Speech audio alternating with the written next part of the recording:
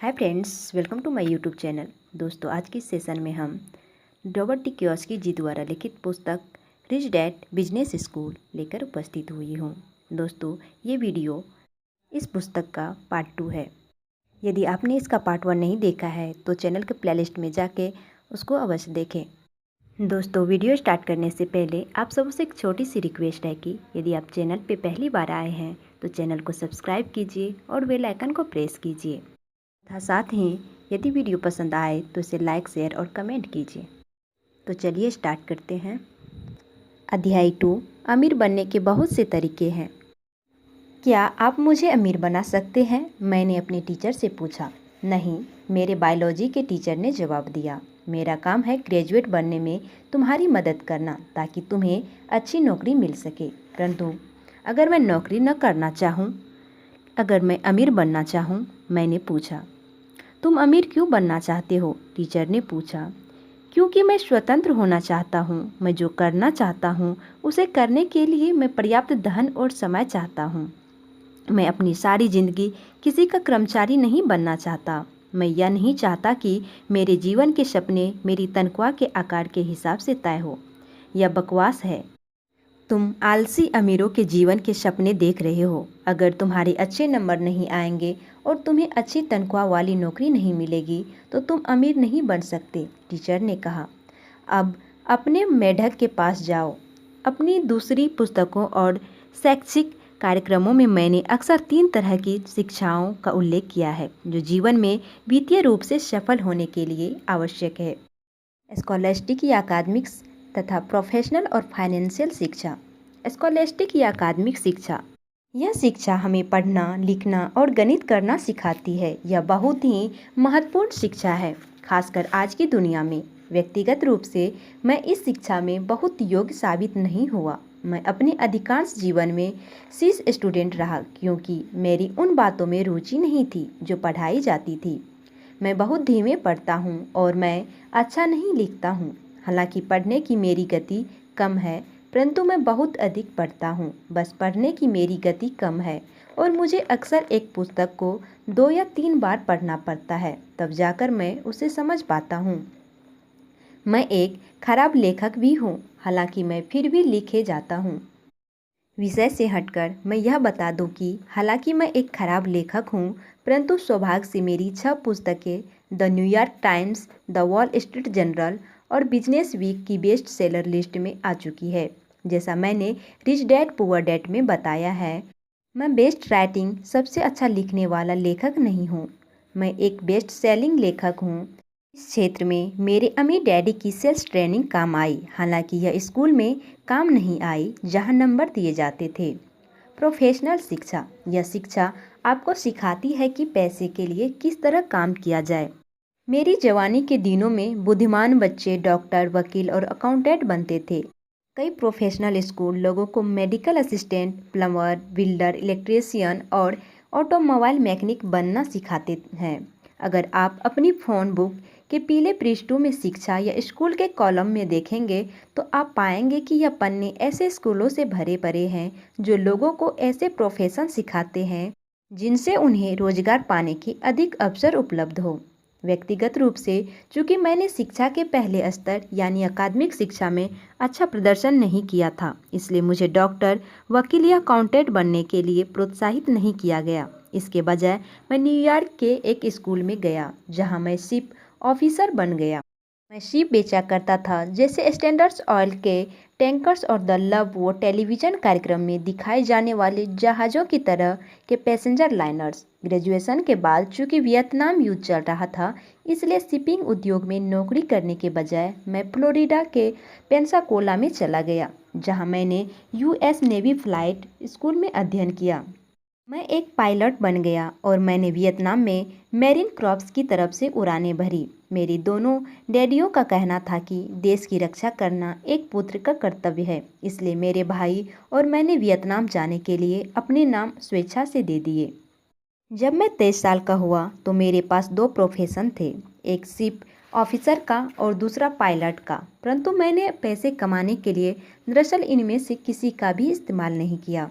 विषय से हटकर मैं सोचता हूँ कि यह विसंगति ही है कि मैं जिस प्रोफेशन के लिए आज सबसे अधिक जाना चाहता हूँ, यानी लेखक के प्रोफेशन के लिए, वह एक ऐसा विषय है जिसमें मैं हाई स्कूल में 2 बार फेल हुआ था। फाइनेंशियल शिक्षा यह वह शिक्षा है जिसमें आप सीखते हैं कि पैसे के लिए काम करने के बजाय किस तरह से पैसे से अपने लिए काम करवाया जाए। यह तीसरे स्तर की शिक्षा हमारे अधिकांश स्कूलों में नहीं पढ़ाई जाती। मेरे गरीब डैडी का विचार था कि असली दुनिया में सफल होने के लिए इंसान को अच्छी अकादमिक और प्रोफेशनल शिक्षाओं की ही ज़रूरत थी, परंतु मेरे अमीर डैडी कहते थे, अगर तुम्हारी फाइनेंशियल शिक्षा कमज़ोर है तो तुम हमेशा अमीरों के लिए काम करते रहोगे। richdad.com ने अपनी तरफ से पूरी कोशिश की है कि ऐसे प्रोडक्ट बनाए जाए जो वही फाइनेंशियल शिक्षा दे सके जो मेरे अमीर डैडी ने मुझे सिखाई थी। हमारे पास board games cash flow 101, cash flow 202 और कैश फ्लो फॉर किड्स है, जो मज़ेदार तरीके से उसी फाइनेंशियल शिक्षा और फाइनेंशियल मानसिकता को सिखाते हैं जो मेरे अमीर डैडी ने मुझे सिखाई थी। पैसे के लिए काम करने के बजाय पैसे से अपने लिए काम करवाना सीखे। एक फाइनेंशियल विपत्ति। मेरे विचार से अमेरिका और कई पश्चिमी देशों में एक फाइनेंशियल विपत्ति आने वाली है। एक फाइनेंशियल विपत्ति जिसका कारण यह है कि हमारी शिक्षा का सिस्टम विद्यार्थियों को पर्याप्त यथार्थवादी फाइनेंशियल शिक्षा नहीं देता है। जैसा हम सभी दुर्भाग्य से जानते हैं कि हमें स्कूल में ज़्यादा फाइनेंशियल शिक्षा नहीं मिली, और मेरे विचार से यह जीवन की एक बहुत महत्वपूर्ण योग्यता है कि पैसे को किस तरह से संभाला जाए और उसका कैसे निवेश किया जाए। हाल ही में हमने करोड़ों लोगों को स्टॉक मार्केट में खरबों डॉलर गंवाते हुए देखा। निकट भविष्य में मैं एक फाइनेंशियल विपत्ति की भविष्यवाणी कर सकता हूँ, क्योंकि 1950 के बाद पैदा होने वाले लाखों करोड़ों लोगों के पास रिटायरमेंट के लिए पर्याप्त धन नहीं होगा। रिटायरमेंट के लिए पैसे नहीं होगा, और इससे भी महत्वपूर्ण बात यह है कि लोगों के पास मेडिकल केयर के लिए पैसा नहीं होगा। मैं अक्सर फाइनेंशियल सलाहकारों को यह कहते हुए सुनता हूँ, रिटायरमेंट के बाद आपके जीवन के खर्च कम हो जाते हैं। या फाइनेंशियल सलाहकार अक्सर आपको यह बताना भूल जाते हैं कि रिटायरमेंट के बाद भले ही आपके जीवन के खर्च कम हो जाए, परंतु आपके मेडिकल खर्च बढ़ जाते हैं। मेरे गरीब डैडी सोचते थे कि सरकार को उन लोगों का ध्यान रखना चाहिए जिनके पास पैसा नहीं है। हालांकि मैं दिल से उनकी बात से सहमत हूँ, परंतु मेरा फाइनेंशियल मस्तिष्क अक्सर सोचता है कि सरकार किस तरह लाखों लोगों की मदद कर पाएगी जिन्हें जीवन के अन्य खर्चों के साथ साथ मेडिकल खर्च की जल्द ही ज़रूरत होगी। 2010 तक 83 मिलियन बेबी बूमर्स की पहली खेप रिटायर होना शुरू हो जाएगी। मैं यह सवाल पूछना चाहता हूँ कि अब उनकी नौकरी के दिन समाप्त हो जाएंगे तो इनमें से कितनों के पास शेष जीवन के लिए पर्याप्त धन होगा, और अगर उन्हें जीवित रहने के लिए अरबों डॉलर की ज़रूरत होगी तो क्या दुनिया के युवा लोग बूढ़ों का खर्च उठाने के इच्छुक होंगे। मेरे विचार से यह अनिवार्य है कि हमारे स्कूल सिस्टम जितनी जल्दी हो सके फाइनेंशियल शिक्षा पढ़ाना शुरू कर दे। अपने धन को किस तरह संभाला जाए और उसका निवेश किस तरह किया जाए, यह जानना निश्चित रूप से उतना ही महत्वपूर्ण है जितना कि यह जानना कि मेढक का डिसेक्शन किस तरह से किया जाए। एक व्यक्तिगत टिप्पणी। मेरी पत्नी और मैं जीवन में जल्दी ही रिटायर हो गए, बिना नौकरी, बिना सरकारी सहायता, बिना स्टॉक, बिना म्यूचुअल फंड के। हमने स्टॉक या म्यूचुअल फंड क्यों नहीं लिए? इसका कारण यह है कि हमारे लिए ये बहुत जोखिम भरे निवेश है। मेरे विचार से म्यूचुअल फंड सबसे जोखिम भरे निवेश होते हैं, परंतु अगर आपके पास कोई औपचारिक फाइनेंशियल शिक्षा और अनुभव न हो तो वे अच्छे निवेश है। अगर आपने हाल ही में फाइनेंशियल न्यूज़ सुनी हो तो आप जानते होंगे कि मार्च 2000 में शुरू होने वाले स्टॉक मार्केट क्रैश के पहले फाइनेंशियल सलाहकार कह रहे थे, लंबे समय के लिए निवेश करो, खरीदो और पकड़े रहो, और अपने स्टॉक को डाइवर्सिफाई कर लो, यानी कि अलग अलग क्षेत्रों का कंपनियों के शेयर खरीदो। स्टॉक मार्केट क्रैश के बाद वे सलाह दे रहे हैं, लंबे समय के लिए निवेश करो, खरीदो और पकड़े रहो, और अपने स्टॉक को डाइवर्सिफाई कर लो। क्या आपको दोनों सलाहों में कोई अंतर नज़र आता है? अगर आपके पास अच्छी फाइनेंशियल शिक्षा नहीं है तो आप अधिकांश फाइनेंशियल सलाहकारों की बात मान सकते हैं, यानी बचत करो, म्यूचुअल फंड खरीदो, लंबे समय के लिए निवेश करो और डाइवर्सिफाई कर लो। परंतु अगर आपके पास सुदृढ़ फाइनेंशियल शिक्षा है तो आप इस जोखिम भरी सलाह पर नहीं चलेंगे। इसके बजाय आप वह कर सकते हैं जिसकी सलाह मेरे अम्मी डैडी ने मुझे दी थी, यानी पहले अपना बिजनेस बनाओ। उन्होंने कहा था अपना खुद का बिजनेस बनाना अमीर बनने का सबसे अच्छा तरीका है। अम्मी डैडी ने यह भी कहा था जब आप अपना बिजनेस बना ले और आपके पास अच्छा कैश फ्लो आने लगे तो आप दूसरी संपत्तियों में निवेश कर सकते हैं। अमीर बनने के दूसरे तरीके। अम्मी डैडी कहते थे चूँकि बहुत से लोगों के पास पर्याप्त फाइनेंशियल शिक्षा नहीं है, इसलिए वे बिजनेस नेटवर्क बनाने के बजाय अमीर बनने के कई दूसरे रोचक तरीके ढूंढ लेते हैं। उदाहरण के लिए करोड़ों लोग अमीर बनने के लिए लॉटरी खेल रहे हैं या कड़ी मेहनत करके पैसे बचा रहे हैं, और कुछ लोग तो इन तरीकों का प्रयास करके सचमुच अमीर बन जाते हैं। उन्होंने यह भी कहा अगर तुम अमीर बनना चाहते हो तो तुम्हें यह तरीका खोजना चाहिए जो तुम्हारे लिए सबसे अच्छी तरह से काम कर सके। नीचे कुछ तरीके दिए गए हैं जिनके द्वारा लोग अमीर बनते हैं। नंबर 1, आप किसी के पैसे के लिए उससे शादी करके अमीर बन सकते हैं। यह अमीर बनने का बहुत लोकप्रिय तरीका है, परंतु मेरे अम्मी डैडी कहा करते थे तुम जानते हो किस तरह के लोग पैसे के लिए शादी करते हैं। दूसरा है आप बदमाश बनकर अमीर बन सकते हैं। अम्मी डैडी कहते थे बदमाश बनने के साथ समस्या यह है कि आपको दूसरे बदमाशों के साथ काम करना पड़ता है। ज़्यादातर बिजनेस विश्वास पर टिका होता है, परंतु जब आपके पार्टनर बदमाश होंगे तो आप किस तरह से उन पर भरोसा करेंगे। उन्होंने यह भी कहा अगर आप ईमानदार हैं और आप बिजनेस में कोई ईमानदार गलती करते हैं तो ज़्यादातर लोग समझ जाएंगे और आपको दूसरा मौका देंगे। इसके अलावा अगर आप अपनी गलतियों से सीखेंगे तो आप पहले से अच्छे बिजनेसमैन बन जाएंगे, परंतु अगर आप बदमाश हैं और आप कोई गलती करते हैं तो या तो आप जेल जाएंगे या फिर आपके पार्टनर आपको अपने बेहतरीन तरीके से उस गलती की सज़ा देंगे। तीसरा, आप लालची बनकर अमीर बन सकते हैं। मेरे अम्मी डैडी कहते थे दुनिया ऐसे लोगों से भरी पड़ी है जो लालची बनकर अमीर होना चाहते हैं। लालची अमीर लोग सबसे अधिक आलोचना के पात्र होते हैं। 2000 के स्टॉक मार्केट क्रैश के बाद दुनिया ने उन कंपनियों की कहानियां चटखारे लेकर पढ़ी जिन्होंने अपनी वित्तीय रिकॉर्ड तोड़ मरोड़ कर बताए थे। उन सीईओ के किस्से पढ़े जिन्होंने निवेशकों से झूठ बोला था। उन अंदर की जानकारी रखने वाले लोगों के बारे में पढ़ा जिन्होंने गैर कानूनी ढंग से शेयर बेचे थे, और कंपनी के अफसरों के बारे में भी लेख पढ़े जिन्होंने अपने कर्मचारियों को कंपनी के शेयर खरीदने को कहा था जबकि वे खुद अपने शेयर बेच रहे थे। महीनों तक समाचारों में एनरॉन, वर्ल्डकॉम, ऑर्थर एंडरसन और वॉल स्ट्रीट विश्लेषकों के लीडर्स के बारे में कहानियां आती रही जिन्होंने झूठ बोला था, धोखा दिया था और चोरी की थी। दूसरे शब्दों में इन अमीर लालची लोगों में से कुछ इतने लालची थे कि उन्होंने कानून तोड़ दिया और वे बदमाश बन गए। 21वीं सदी के पहले कुछ सालों ने लालच, भ्रष्टाचार और नैतिक मार्गदर्शन के अभाव के कुछ सबसे बुरे उदाहरण प्रस्तुत किए और यह सिद्ध किया कि बदमाश लोग सिर्फ वही नहीं होते जो मादक द्रव्यों का कारोबार करते हैं, नकाब पहनते हैं और बैंक लूटते हैं। चौथा, आप सस्ते बनकर भी अमीर बन सकते हैं।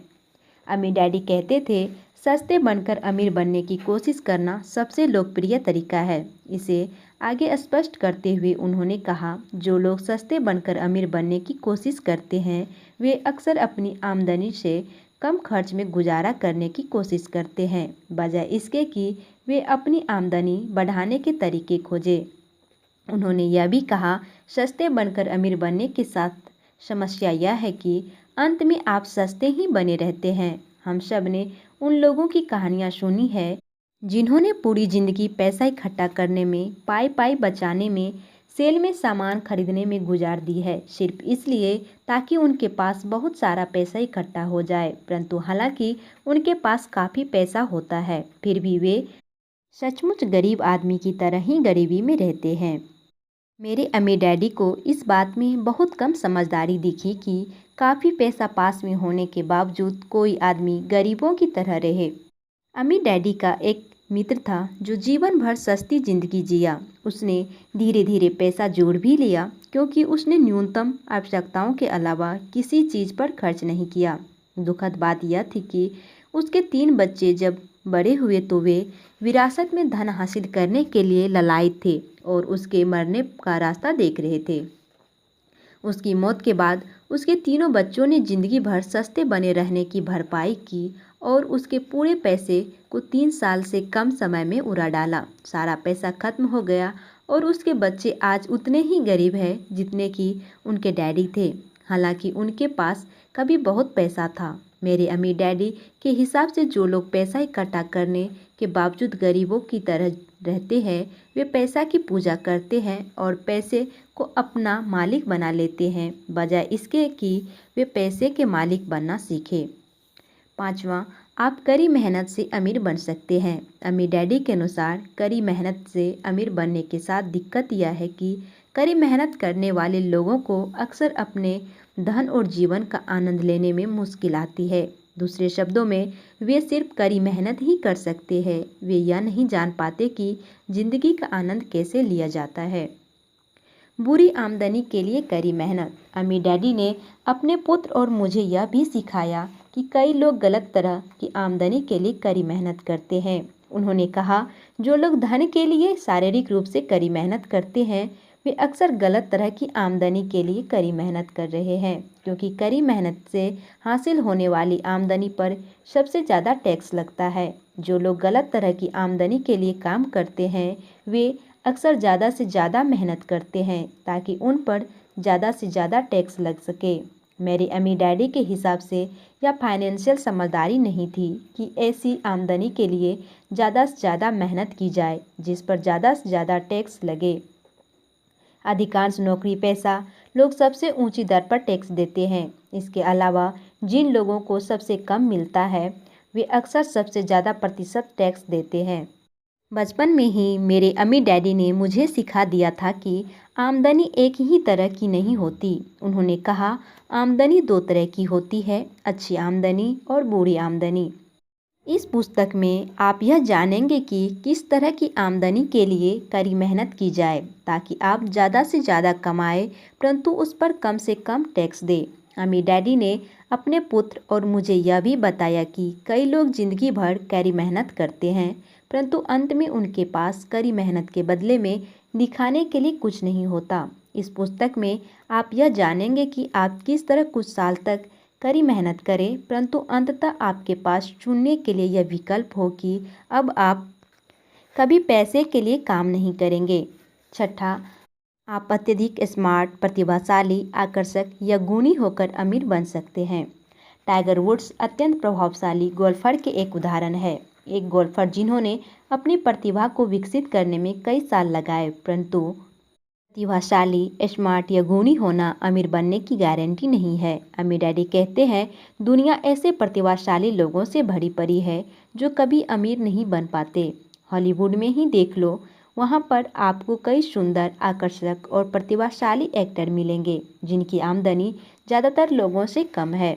आंकड़ों से यह भी पता चलता है कि 65% प्रोफेशनल एथलीट अपना कैरियर समाप्त होने के 5 साल बाद तक दिवालिया हो जाते हैं। पैसे की दुनिया में अमीर बनने के लिए ईश्वर द्वारा आपको दिए गए दिमाग, प्रतिभा या सुंदरता ही काफ़ी नहीं है, आपको इससे अधिक की आवश्यकता होती है। 7वां, आप किस्मत के सहारे अमीर बन सकते हैं। किस्मत के सहारे अमीर बनने की कोशिश करना लगभग उतना ही लोकप्रिय है जितना कि सस्ते बनकर अमीर बनने की कोशिश करना। जैसा हम में से ज़्यादातर लोग जानते हैं, करोड़ों लोग लॉटरी रेस के घोड़ों, कैसीनो और खेलों पर अरबों डॉलर, शायद खरबों डॉलर दांव पर लगाते हैं और सभी यह उम्मीद करते हैं कि किस्मत उन पर मेहरबान होकर उन्हें अमीर बना देगी। जैसा हम सभी जानते हैं कि एक ही व्यक्ति खुशकिस्मत होगा जबकि हजारों लाखों लोग बदकिस्मत होंगे। अध्ययनों से यह भी पता चला है कि अधिकांश लॉटरी जीतने वाले ढेर सारी दौलत जीतने के बाद भी दिवालिया हो जाते हैं। हालांकि जो दौलत उन्होंने जीती थी वह इतनी अधिक थी कि उसे कमाने के लिए उन्हें 5 जन्म लेने पड़ते। इसलिए एक या 2 बार खुशकिस्मत हो जाने का यह मतलब नहीं कि आप अपनी संपत्ति को अपने पास रख पाएंगे। 8वां, आप पैतृक संपत्ति के मालिक बनकर अमीर बन सकते हैं। जब हम 20 साल के होते हैं तो आमतौर पर हमें यह मालूम हो जाता है कि हमें विरासत में क्या मिलने वाला है। अगर आप यह जानते हो कि आपको ज़्यादा कुछ नहीं मिलने वाला है तो स्पष्ट रूप से आपको अमीर बनने का कोई दूसरा तरीका ढूंढ लेना चाहिए। 9वां, आप निवेशक बनकर अमीर बन सकते हैं। मुझे अक्सर जो शिकायतें सुनने को मिलती हैं उनमें से एक यह है कि निवेश करने के लिए पहले आपके पास धन होना चाहिए। ज़्यादातर मामलों में यह बात सही है। निवेश के साथ एक और समस्या है। अगर आप वित्तीय रूप से शिक्षित नहीं हैं और आपके पास निवेश करने का प्रशिक्षण नहीं है तो आप अपने पूरे निवेश को गंवा सकते हैं, जैसा हमने देखा है। स्टॉक मार्केट जोखिम भरा और अविश्वसनीय है, जिसका अर्थ यह है कि एक दिन आप पैसा कमाते हैं और अगले दिन आपका सारा पैसा चला जाता है। रियल एस्टेट में हालांकि आप निवेश करने के लिए अपने बैंकर का पैसा इस्तेमाल कर सकते हैं, परंतु प्रचुर संपत्ति हासिल करने के लिए फिर भी थोड़े धन और शिक्षा की ज़रूरत होती है।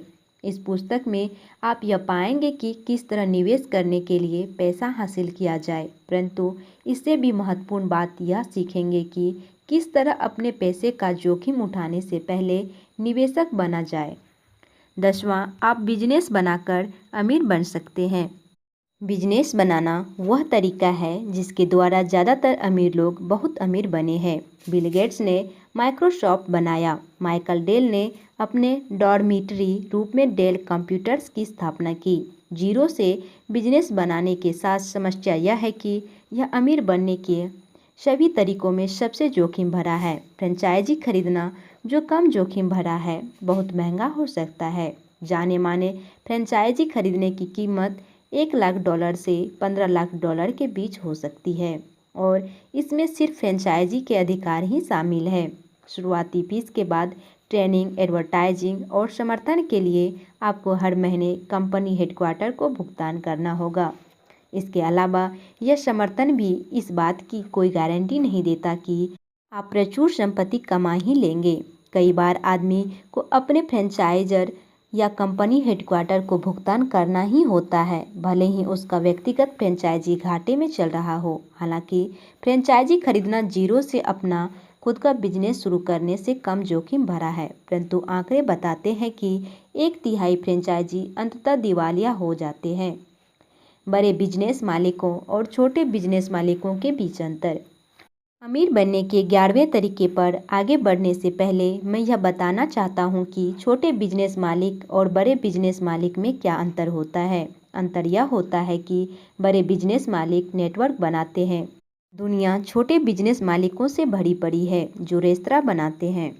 एक अकेले रेस्तरां के मालिक और मैकडॉनल्ड्स के संस्थापक रे क्रॉक में यह अंतर है कि मैकडॉनल्ड्स हैमबर्गर रेस्तराओं का नेटवर्क है, जिसे फ्रेंचाइजी नेटवर्क के नाम से भी जाना जाता है। इस अंतर का एक और उदाहरण टेलीविज़न रिपेयर शॉप के बिजनेस मालिक और टेड टर्नर के बीच का अंतर है, जिन्होंने CNN यानी केबल न्यूज़ नेटवर्क बनाया। एक बार फिर नेटवर्क शब्द पर ध्यान दें। असली बात यह है कि छोटे बिजनेस मालिक और बड़े बिजनेस मालिक के बीच अंतर उनके नेटवर्क के आकार का होता है। हालांकि कई छोटे बिजनेस मालिक अपने बिजनेस के मालिक होते हैं, परंतु बहुत कम बिजनेस मालिक नेटवर्क बनाते हैं। आसान शब्दों में कहा जाए तो बिजनेस नेटवर्क बनाकर ही दुनिया के सबसे अमीर लोग अमीर बनते हैं। अमीर बनने का 11वां तरीका, आप नेटवर्क मार्केटिंग बिजनेस बना सकते हैं। मैंने नेटवर्क मार्केटिंग बिजनेस को 11वें नंबर पर इसलिए रखा और इसे अमीर बनने के बाकी तरीकों से अलग इसलिए रखा क्योंकि यह संपत्ति हासिल करने का बहुत ही नया और क्रांतिकारी तरीका है। अगर आप अमीर बनने के पहले 10 तरीकों पर उड़ती हुई निगाह डालें तो आप पाएंगे कि इनका दृष्टिकोण आत्म केंद्रित है, यानी इन सभी में इंसान खुद अमीर बनता है। दूसरे शब्दों में यह एक लालची आदमी का दृष्टिकोण है। उदाहरण के तौर पर वह आदमी जो सस्ते बनकर अमीर बनने की कोशिश करता है उसका पूरा ध्यान सिर्फ खुद के अमीर बनने पर होता है और शायद अपने परिवार और दोस्तों के अमीर बनने पर भी। जो पैसे के लिए शादी करता है वह निश्चित रूप से अपने खुद के लिए पैसा हासिल करने की फिराक में रहता है। बड़ा बिजनेस भी कुछ चुनिंदा लोगों को ही अमीर बनाने पर अपना ध्यान केंद्रित करता है। जब फ्रेंचाइजी आए तो उन्होंने अधिक लोगों के लिए यह संभव बनाया कि वे बिजनेस मालिक बन सके और संपत्ति में हिस्सेदारी कर सके। परंतु ज़्यादातर मामलों में फ्रेंचाइजी केवल उन्हीं लोगों को मिल सकते हैं जिनके पास फ्रेंचाइजी खरीदने के लिए पैसा है। और जैसा मैंने पहले ही कहा है, आज की तारीख में मैकडॉनल्ड्स फ्रेंचाइजी की कीमत 10 लाख डॉलर है। बहरहाल, मैं यह नहीं कह रहा हूँ कि यह लोग बुरे या लालची हैं। मैं सिर्फ इतना कह रहा हूँ कि अधिकांश मामलों में फोकस बहुत से लोगों के अमीर बनने पर नहीं है, फोकस सिर्फ एक व्यक्ति के अमीर बनने पर है। नेटवर्क मार्केटिंग बिजनेस संपत्ति हासिल करने का एक नया और क्रांतिकारी तरीका है। मैंने नेटवर्क मार्केटिंग को अमीर बनने के 11वें तरीके के रूप में इसलिए रखा क्योंकि यह एक क्रांतिकारी नया तरीका है जो संपत्ति को हर उस आदमी के साथ बांटना चाहता है जो सचमुच प्रचुर संपत्ति हासिल करना चाहता है। नेटवर्क मार्केटिंग सिस्टम इस तरह से बनाया गया है कि कोई भी आदमी इस संपत्ति में हिस्सेदारी कर सकता है। नेटवर्क मार्केटिंग सिस्टम, जिसे मैं अक्सर व्यक्तिगत फ्रेंचाइजी या एक अदृश्य बड़ा बिजनेस नेटवर्क कहता हूँ, मेरे विचार से पैसे कमाने का बहुत ही प्रजातांत्रिक तरीका है। यह सिस्टम हर उस आदमी के लिए खुला है जिसमें आगे बढ़ने की इच्छा है, संकल्प है और लगन है।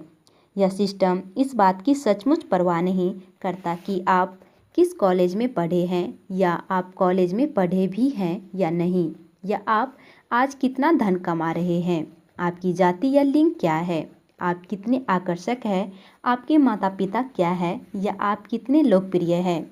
ज़्यादातर नेटवर्क मार्केटिंग कंपनियां मूलभूत रूप से सिर्फ इस बात की परवाह करती है कि आप सीखने के लिए, बदलने और विकास करने के लिए कितने इच्छुक हैं, और जब आप बिजनेस मालिक बनना सीखते हैं तो क्या आप में वह हौसला है कि आप राह में आने वाली मुश्किलों से नहीं घबराएंगे। हाल ही में मैंने एक बहुत प्रसिद्ध और अमीर निवेशक की ऑडियो रिकॉर्डिंग सुनी जो एक प्रसिद्ध बिजनेस स्कूल में भाषण दे रहे थे। मैं उस स्कूल या उस निवेशक का नाम इसलिए नहीं बता रहा हूँ क्योंकि मैं जो कहने जा रहा हूँ वह उनके लिए बहुत अच्छी बात नहीं है। उन्होंने कहा था, मैं लोगों को निवेश करना सिखाने में रुचि नहीं लेता, मैं जीवन में आगे बढ़ने में, गरीब लोगों की मदद करने में रुचि नहीं लेता। मैं सिर्फ यह चाहता हूं कि आप जैसे बुद्धिमान लोगों के साथ इस प्रसिद्ध बिजनेस स्कूल में समय बिताऊं। हालांकि मैं व्यक्तिगत रूप से उनकी बातों से सहमत नहीं हूं, परंतु मैं उनकी ईमानदारी की प्रशंसा करता हूं। चूँकि मैंने अपना जीवन अपने अमीर डैडी के अमीर दोस्तों के बीच रहते हुए गुजारा है, इसलिए मैंने अक्सर इस तरह की बातें सुनी है, परंतु उन्हें समझदारी से और धीरे से कहा गया था।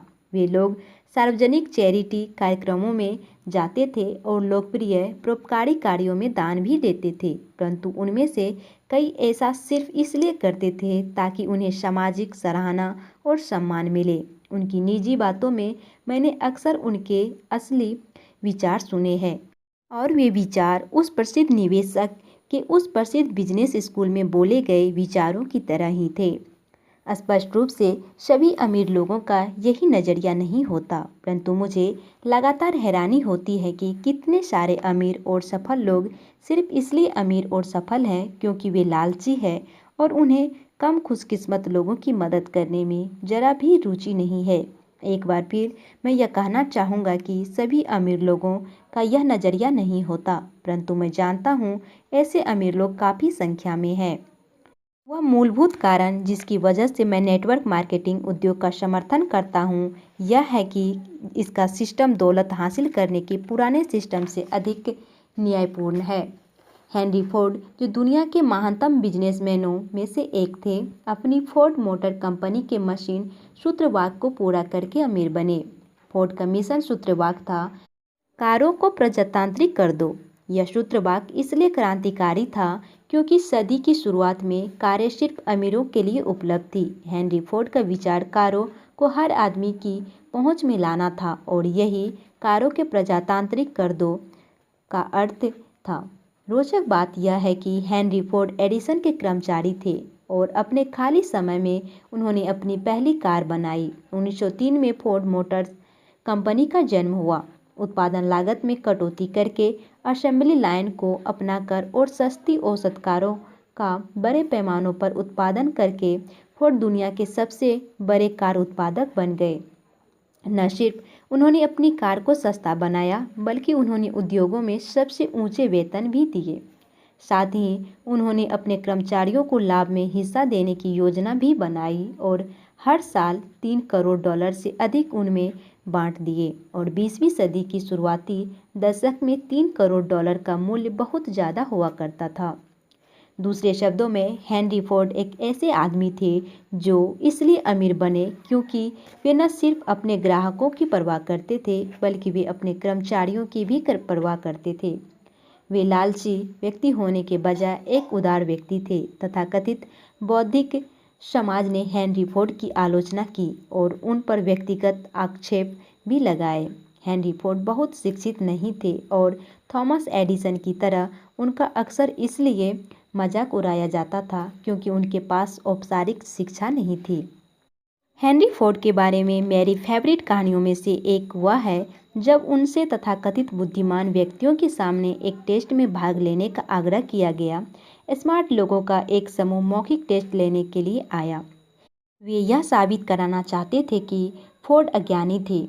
एक बुद्धिजीवी ने उनसे इस तरह का सवाल पूछा कि वे जो रोल्ड स्टील बनाते हैं उसकी टेंसाइल मजबूती कितनी है। फोर्ड को जवाब नहीं मालूम था। उन्होंने अपनी मेज पर रखे कई फ़ोनों में से एक फ़ोन उठाया और अपने वाइस प्रेसिडेंट्स को बुलाया जिसे जवाब मालूम था। वाइस प्रेसिडेंट आया। फोर्ड ने उससे वह सवाल पूछा और वाइस प्रेसिडेंट ने वह जवाब दे दिया जो बुद्धिजीवी लोग चाहते थे।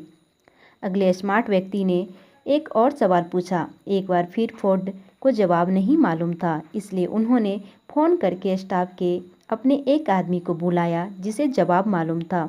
यह प्रक्रिया चलती रही जब तक आखिरकार एक स्मार्ट आदमी ने चिल्लाकर यह नहीं कहा, देखिए, इससे यह साबित होता है कि आप अज्ञानी हैं। आप हमारे पूछे गए एक भी सवाल का जवाब नहीं दे पाए। हेनरी फोर्ड ने इस तरह का जवाब दिया, मैं जवाब इसलिए नहीं जानता क्योंकि मैं अपने दिमाग में उन जवाबों का कचरा नहीं रखना चाहता जो आप चाहते हैं। मैं आपके स्कूलों के स्मार्ट युवा लोगों को नौकरी पर रखता हूं, जिन्होंने वे सारे जवाब रट रखे हैं जो आप मुझसे रटने की उम्मीद करते हैं। मेरा काम उस जानकारी को रटना नहीं है जिसे आप बुद्धिमानी समझते हैं। मेरा काम अपने दिमाग को इस तरह के कचरे और छोटे तथ्यों से खाली रखना है ताकि मैं सोच सकूं। इस बिंदु पर उन्होंने बुद्धिजीवियों और स्मार्ट लोगों को वहां से विदा लेने के लिए कहा। वर्षों तक मैं हेनरी फोर्ड की इस कहावत को याद करता रहा जो मेरे हिसाब से उनके सबसे महत्वपूर्ण कथनों में से एक है, सोचना सबसे कठिन काम है, इसलिए बहुत कम लोग यह काम करते हैं। हर एक के लिए संपत्ति। मेरे विचार से यह नए प्रकार का बिजनेस, नेटवर्क मार्केटिंग बिजनेस एक क्रांति है, सिर्फ इसलिए क्योंकि इतिहास में पहली बार अब यह हर एक के लिए संभव है कि वह संपत्ति में हिस्सेदार बन सके, जबकि अब तक यह चुनिंदा या खुशकिस्मत लोगों के लिए ही संभव था। मैं जानता हूं कि इस नए प्रकार के बिजनेस को लेकर कुछ विवाद हैं और बाकी बिजनेसों की तरह इस बिजनेस में भी कुछ लालची और बदमाश लोग घुस आए हैं जो इस बिजनेस के माध्यम से फटाफट अमीर बनना चाहते हैं। परंतु अगर आप पीछे हटकर इस नए प्रकार के बिजनेस की तरफ देखें तो यह सामाजिक रूप से एक बहुत ही जिम्मेदार सिस्टम है जो संपत्ति का न्यायोचित बंटवारा करता है। नेटवर्क मार्केटिंग बिजनेस लालची लोगों के लिए अच्छा बिजनेस नहीं है। इसे इस तरह से बनाया गया है कि उन लोगों के लिए आदर्श बिजनेस साबित हो जो दूसरों की मदद करना पसंद करते हैं। इसे दूसरी तरह से कहा जाए तो नेटवर्क मार्केटिंग बिजनेस के काम करने का इकलौता तरीका यह है कि जब आप अमीर बने तो आप अमीर बनने में किसी और की भी मदद करें। मेरे लिए यह क्रांतिकारी है, उतना ही क्रांतिकारी जितने थॉमस एडिसन और हेनरी फोर्ड अपने दिनों में थे।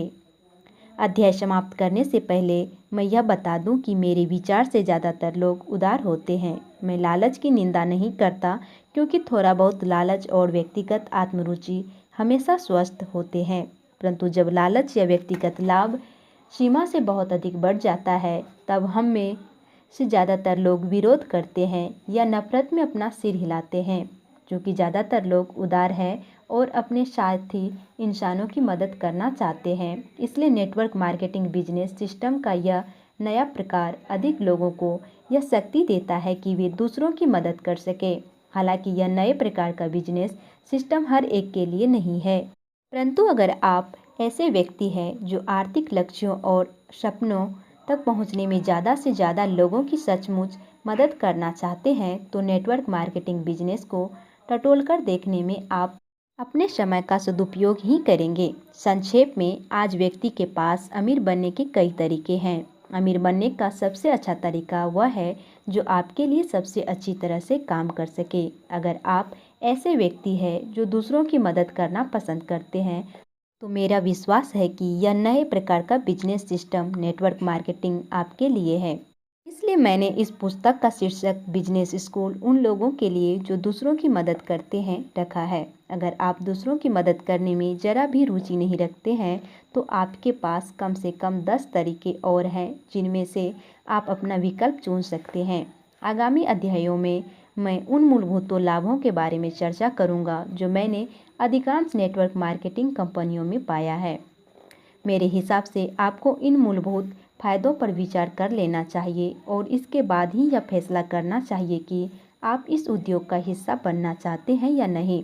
अमीर डैडी ने अपने पुत्र और मुझे सिखाया था कि मूलभूत जीवन मूल्य धन से बहुत अधिक महत्वपूर्ण होते हैं। वे अक्सर कहते थे, आप सस्ते और लालची होकर भी अमीर बन सकते हैं, आप प्रचुर और उदार होकर भी अमीर बन सकते हैं। आप जो तरीका चुनते हैं वह तरीका वही होगा जो आपके अंदर के मूलभूत जीवन मूल्यों के सबसे करीब होगा।